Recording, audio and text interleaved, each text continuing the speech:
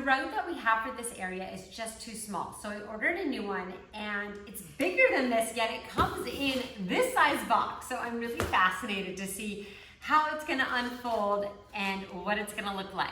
So let's put it out. First impression, this is so soft. You could have a baby do tummy time on this rug. It is that soft. And I love that it's washable. How cool is that?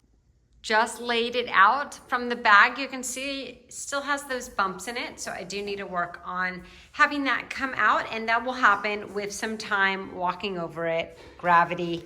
And this is kind of dusk time of day, so the gray is a little bit muted right now. Also, it did pass the vacuum test. Always got to make sure you can vacuum your new rugs, because if you can't vacuum it, then what's the point? And I'll let you know how it looks in the morning. The brand shows that there's two methods that you can iron the back to get wrinkles out. I have a steamer, which I'm gonna try if this doesn't work, or you can roll it. So that's the method I'm attempting. So I flipped it upside down and I'm rolling it up, and I'm gonna let it sit like this overnight. So hopefully it works. Okay, I'm really hopeful this will work.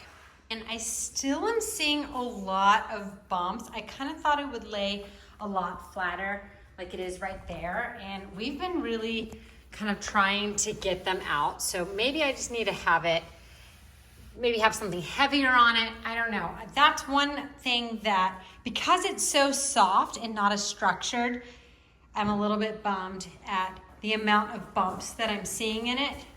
So just wanted to mention that for the review. Everything else I love about this rug, except for the fact that it's really difficult to get all the bumps out, especially since it's been a couple days so far.